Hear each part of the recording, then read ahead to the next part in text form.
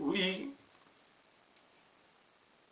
know so little about history. We know so little about history. Faith behind the struggle. What is it that moved us? What is it that moved the nation? What is it, man? What is it that moved us? Are we driven as with every wind of doctrines? Everybody say they got a quick fix. Do we go for it? What are we looking for? Man, we're unfair. We're unjust. When JFK came into office, he says to us, he said, don't ask what America can do for you. He said, but ask yourself, what can I do for America? Everybody standing around with their hands out. And it's a job fair. We pack the place out because we looking for something instead of creating. Instead of creating, being creative. Waiting on somebody else to come up with the answer. But maybe we need to just look on the inside and see whether or not is there any answers on the inside of us. I'm quite sure that when we witness what goes on in our communities, in our churches, in our schools, but do we speak out? Do we speak up? Do we say something to somebody?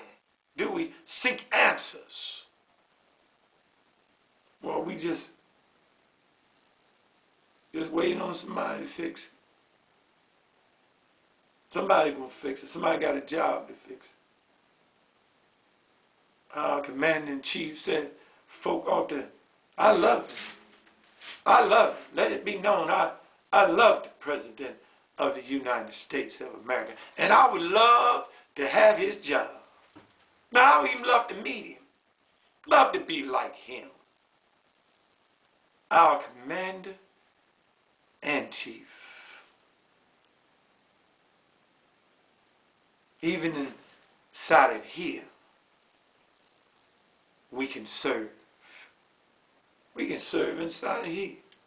We can make a difference inside of here. And we can start by preparing ourselves when we get out that we will be an asset and not a liability. We're working on it. We're going to do our part. But to have a commander-in-chief,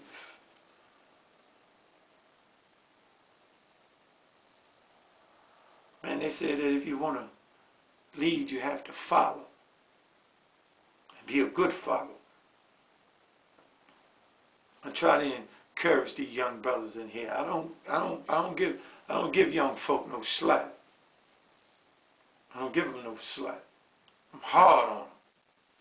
Hard on them. When they fall down, I pick them up, but yet I'm still hard on them because they have to understand that the power is on the inside of them. It's there. They got to reach for it. They got to reach for it. They got to seek it. It's there. It's in their forefathers. It's in their fathers, their mothers, and it's in them. They just got to pull it out. It's in them. Just as sure as in you and I is in them.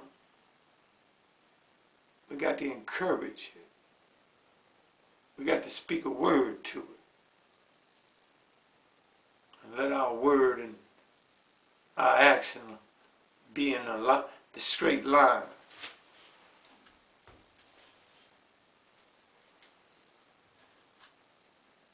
We need to respect our elders. Respect them, man. Honor them. That when it's your time to be honored, they might honor you. That's why I got that. You got to be hard on the young folk. You got to be hard on them, man. You got to take them up under your arms. Can't give up on them. They're the future. Can't give up on them. Got to just take them under your wings. One day it's going to be our turn to retire. Sit back. And we get to watch what type of harvest we have sown. Better reaping what you sow. We got to do better, man. We got to do better. We got to do better. We got to try harder to reach the young folk. We got to try harder. We got to become more creative.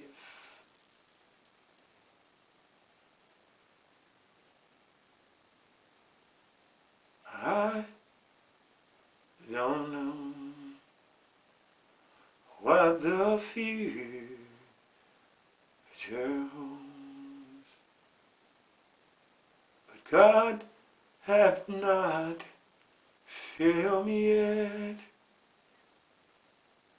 I don't know what the future holds, but I know God haven't failed me yet. Neither did He fail my forefathers and their fathers before them. Maybe that's what we need. Maybe we need to look back. You know, all countries, everybody acknowledge. That's why you can go to the Washington Monument, the Lincoln Memorial. You can go down and other races and other people, they acknowledge. They acknowledge their elders and their forefathers, but we have a tendency to want to forget. We want to forget. We don't want to talk about the reservation or talk about in the hood. We want to change the names. We want to forget. We want to forget. And somehow in that forgetting the suffering of the past, we're forgetting the past and we're forgetting those that suffered, that the price they paid. We're forgetting. So therefore we don't talk about our elders as we should. Black History Month, then we want to talk about our forefathers that always have told us to stay on the red road. Always told us, always given us the correct guidance. They've always pointed us in the right way and was an example for us. That if you take the high road in life, if you walk the red road, then this is what the end is going to be. And we want to forget about it. We don't want to acknowledge them.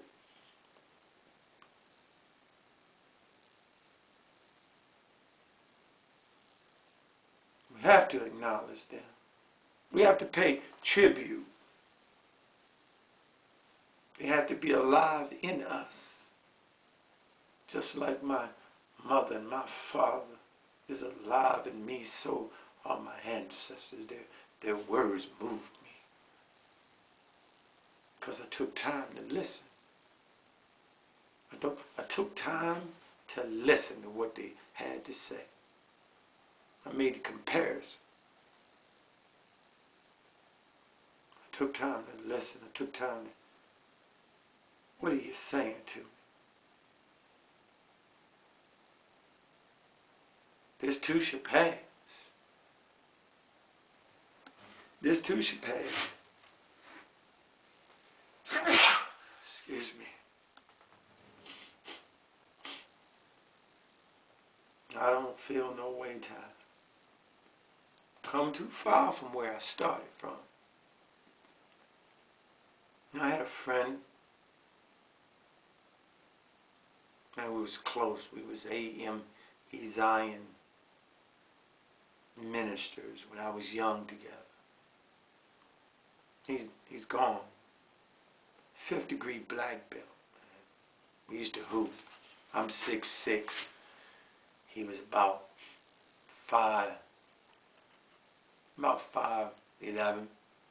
No, he might have been 6 foot. I think he was 6 foot. Man, we used to go over to the college, Salisbury State, Maryland, and hoop it up. He just found him dead one morning, man. But he used to sing this song. He used to sing, "My job is working for Jesus, and whatever right He will pay." My job. Man, I used to love when he sang that song.